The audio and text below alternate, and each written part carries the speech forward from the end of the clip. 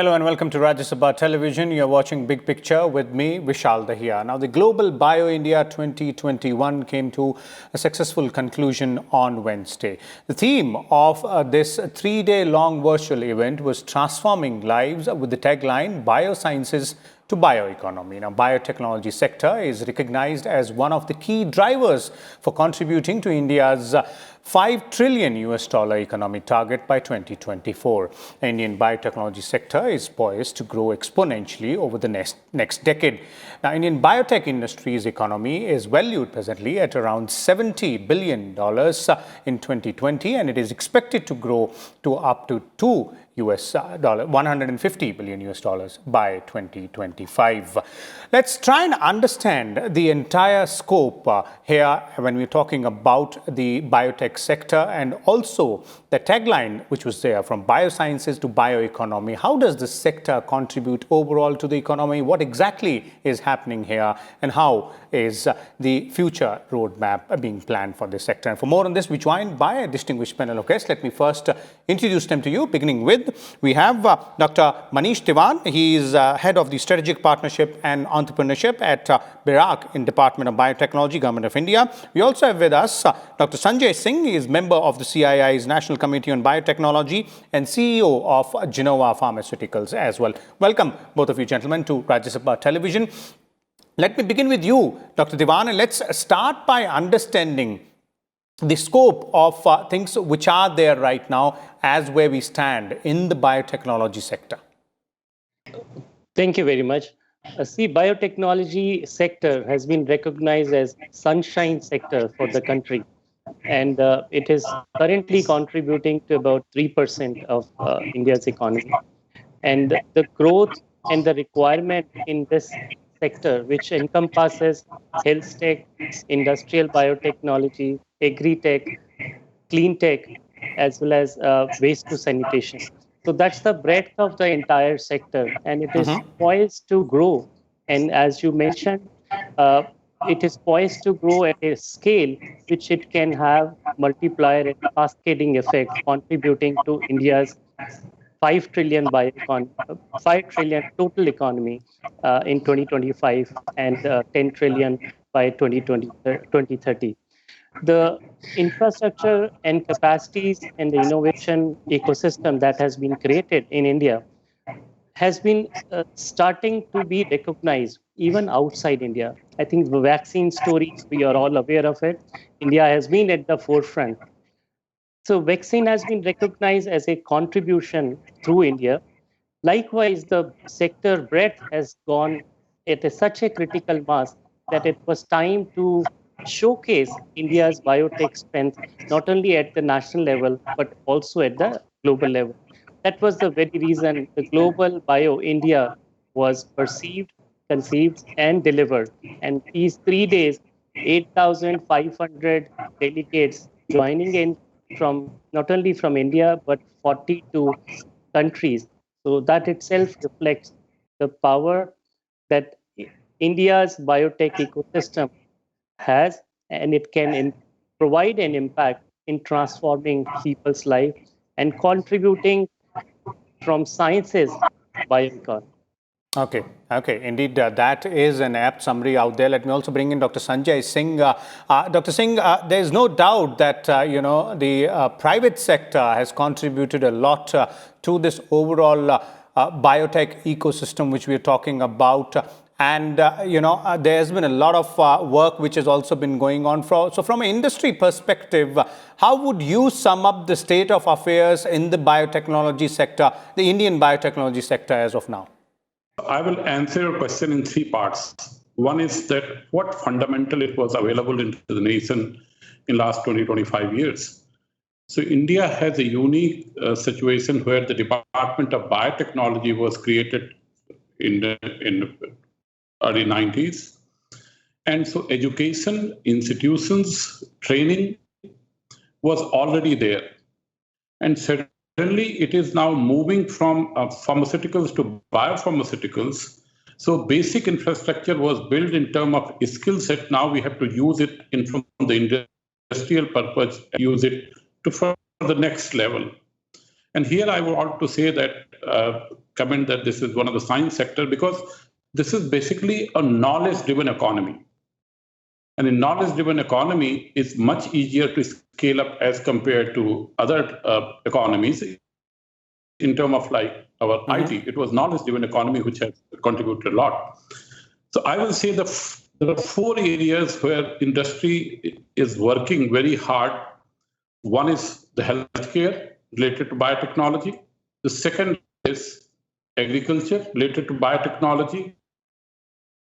The third most important is nuke, and the fourth is in environment. So these are going to be 4 basic pillars for the biotechnology, which is going to drive the bioeconomy and also will contribute significantly in sustainable India and Atmanirbhar India. This is my vision as an industrialist in time to come. Okay, that definitely holds a lot of promise out there. Let me go back to Dr. Diwan here. And Dr. Diwan, when we talk about biotechnology sector in today's age, there's been a lot of multidisciplinary approach which has been applied here. So how do we understand these various aspects of this particular approach, and how have they been planned and then executed on the ground in terms of policies vis-a-vis what the government is trying to do to go ahead and give a fillip to this entire ecosystem in this particular sector? I think, as you rightly said, biotechnology is an interdisciplinary sciences. It's a culmination of various sciences that can translate into tangible products and technologies that can be used for societal good to address unmet needs. Let me give you an example. In a healthcare sector, a patient who is lying on the bed on ICU, you always have a glucose drip going into the veins of the patient. Now, nurses run around to check when the saline bottle is coming to an end. Okay? So, person skilled in electronics, person skilled in electric sciences and mechanical sciences, engineers, they can identify the flow rate of the saline dripping through that bottle and can gauge at what time an IoT and sensors, if we can see that at what time the solution is coming to an end. So nurses sitting at a station, remotely can monitor n number of patients put on the drips. So that is health directly a pain point which is unaddressed and being addressed at the health side, but it brings together physics, it brings together engineers. So a lot of interdisciplinary aspects. The production requires different kind of skill set. The negotiation that this particular solution can be bought and adopted by a hospital, that requires a different skill set. The clinicians have to accept that this is a solution. So it's in essence, it's a very broad amalgamation of different sciences to come together. But the primary aim is how we can impact the quality of life, be it human, animals, fisheries, poultry, the society, the environment. So that's the dimension of biotechnology. So we are all touched by the biotech sector in one way or the other. Okay, and then what are the key initiatives, key strategies, key policies they are being adopted by DBT or its various institutions there to try and implement what you were explaining a little while ago, making that impact to the lives of the common man? So it starts from it has to be done at a broad scale, given the India. The size of India and presence of Indian population, 1/6 of the entire world. So we have done it at all stages, connecting with the large industries, helping them grow, helping them invest in the innovative ideas, even phase 3 clinical trials for innovative products to deliver products. That is one aspect. Then creating a pipeline of innovators who can drive the R&D. Not only in India's industry, but the world. So pipeline of such entrepreneurs, startups right from the beginning. So today we have 4,300 startups only in the biotech sector. Now, for those biotech startups, we need to provide funding. So we have created a pipeline of funding from grant in aid, equity, and private investments from few lakhs to all the way up to 7 crore per startup.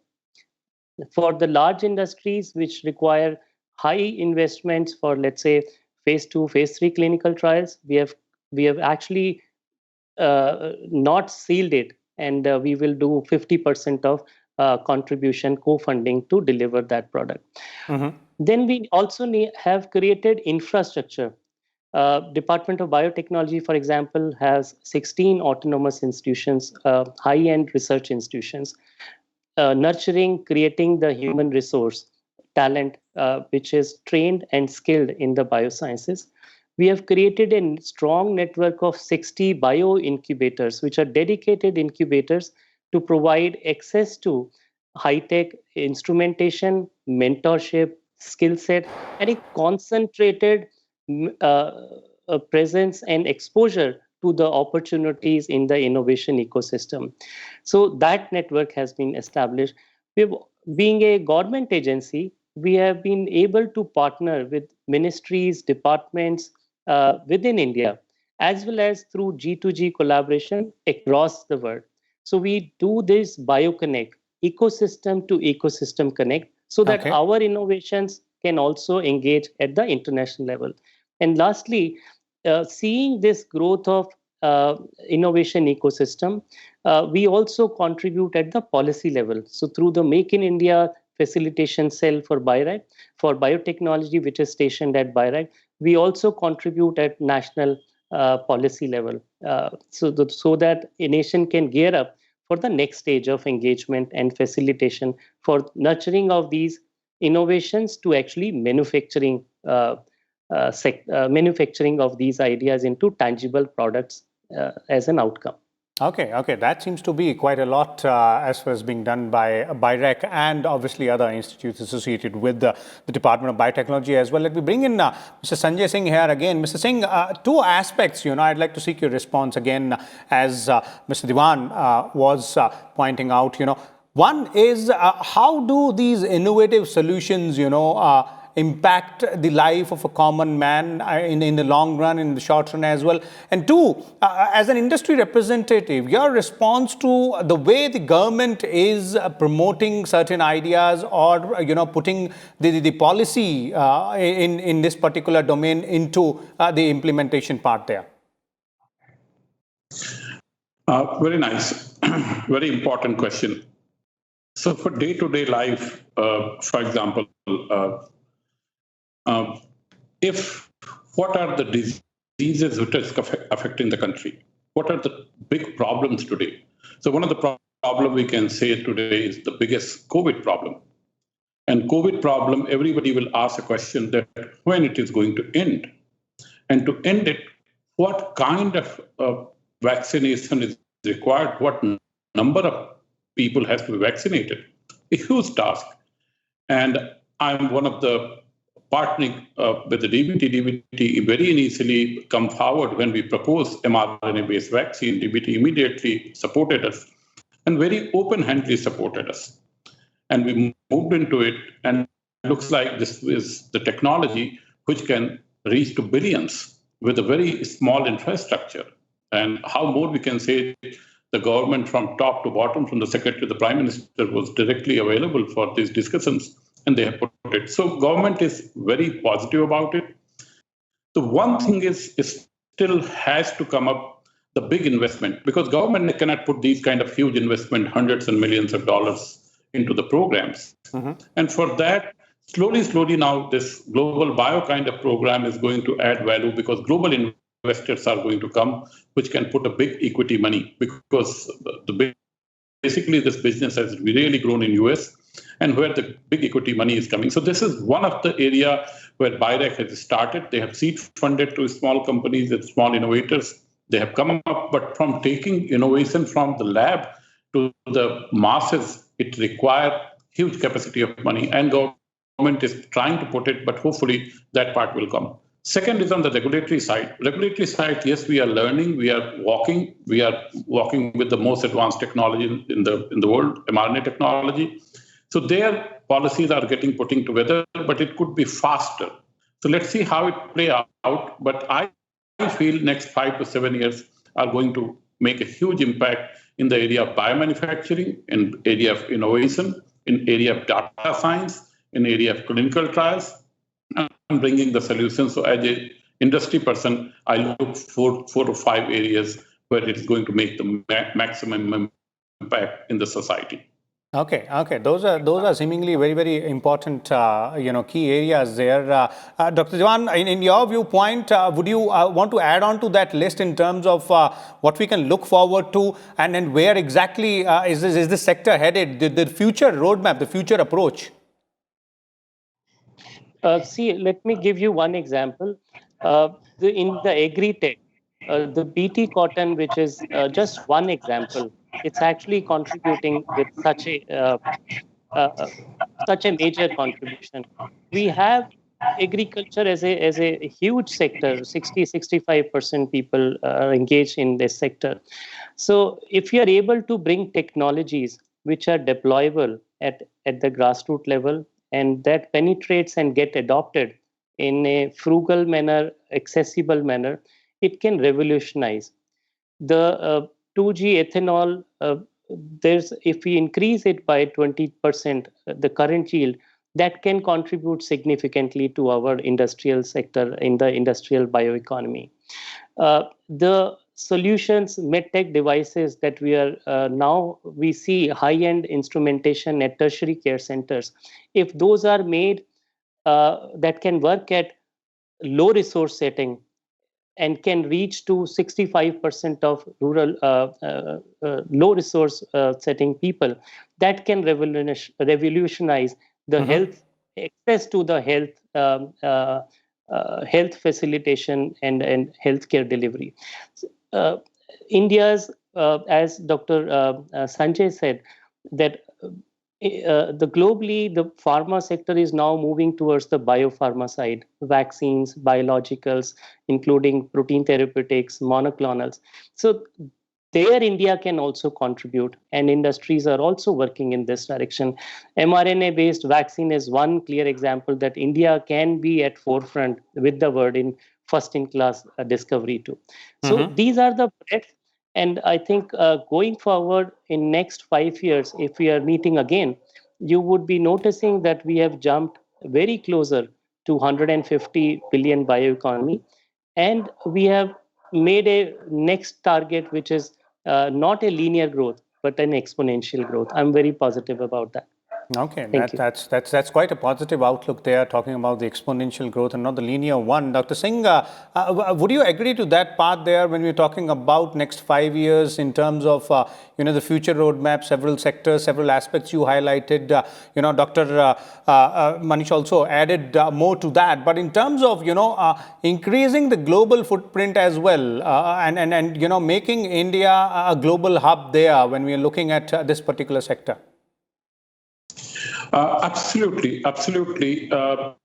Basically, the biotech products are very costly in terms of the treatment.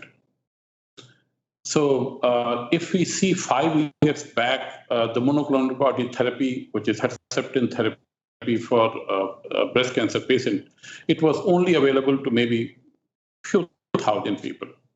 But now bringing the Indian part into it, now it is available to few million people.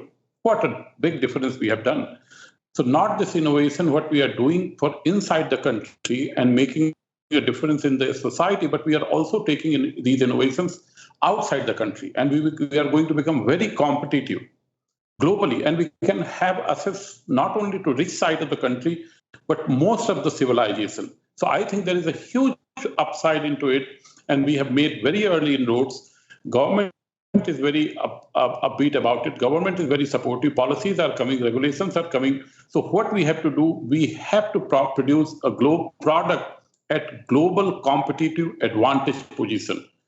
In this regulation come, in this cost of the production come, it's the volume of production comes, and the quality of the product comes. So somehow these things you are absolutely right that we have to take these innovations to a bigger society at a global level. Okay. Indeed, they have to be taken at a global level, at a larger level, bigger society as well. Dr. Manish, I'd like to bring you back in here.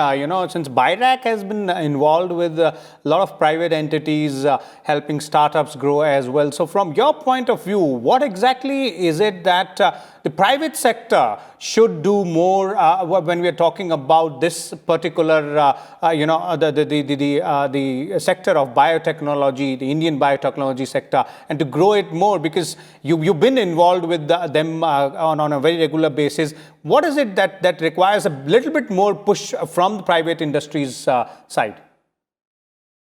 I think that's a gap area at present, and it has been recognized by both private sector as well as government.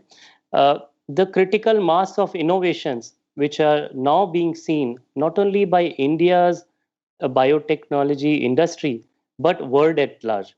So India is being looked at as innovation hub and going forward as biomanufacturing hub. Now the newer innovations which are being seeded through these startups, my urge to industry would be that handpick, cherry pick such innovations which can fit into your product portfolio, your priorities, nurture them, take them up, co-develop, co-evolve, merger acquisition, invest, facilitate. And I think an element of that was reflected very clearly during the COVID pandemic. We saw quick deployment, quick innovations in terms of diagnostic kits. Industry supported it. We saw ventilators becoming manufactured. Industry supported it. We saw India becoming net exporter of PPE kits, N95 masks. So industry came forward. So there is already a green shoot in that, and industry and these startup ecosystem which are connecting. So my vision is that seeing this India's industry ecosystem as well as world's biotech industry ecosystem would recognize and come seed invest in India. And DPIIT's one major initiative, which is Project Development Cell Initiative for the biotech sector, that has been placed at DBT BIRAC along with Investidia at the Make in India facilitation cell of BIRAC. So this will create, along with the states, projects which are ready for investments, and that would seed and churn the industry in foreign direct investment as well as India's industry to expand and scale across the nation. Okay. Dr. Sanjay Singh, would you agree to that part there? And what are the key growth drivers for the industry to go ahead and focus that much here? So I used to see that what is the problem, and we have to solve the problem. So when I started this, in 2006, at that time, they predicted the biggest diseases which is going to affect the country is cardiovascular diseases. So we put innovation into it. We brought the third generation thrombolytic, by which you give a single injection, the heart clot is gone and life is saved. We moved that innovation into the stroke innovation, brain stroke, and we have the next generation medicine all over the world. We are the leaders into it. We have done it. So what we have to do, we have to solve our bigger problems by biotechnology. Once we solve it and perfect it, and we can globally take these innovations. So absolutely, I agree with Dr. Diwan. And we have to look into innovation, but keeping the problem in front of us. Mm-hmm. So if the big problem is there, if you solve it, the reward for the industry is also equally big. So this is my take. Absolutely, I agree. Okay, definitely there it is. It is all about solving problems, and larger the problem is, the more accurate and innovative the solution has to be. So this is all about the biotechnology sector, and that theme on which this entire virtual event was focused on, from biosciences to bioeconomy. And it's not only just about the economic growth, but also helping common people, touching their lives, finding solutions for them, and we're seeing more innovations, more solutions with every passing day. We'll keep a close watch on this particular sector, just like several others, and bring you more details in the days and weeks to come. We'll come back again tomorrow with a different topic. Till then, you keep watching Rajya Sabha Television. Thank you.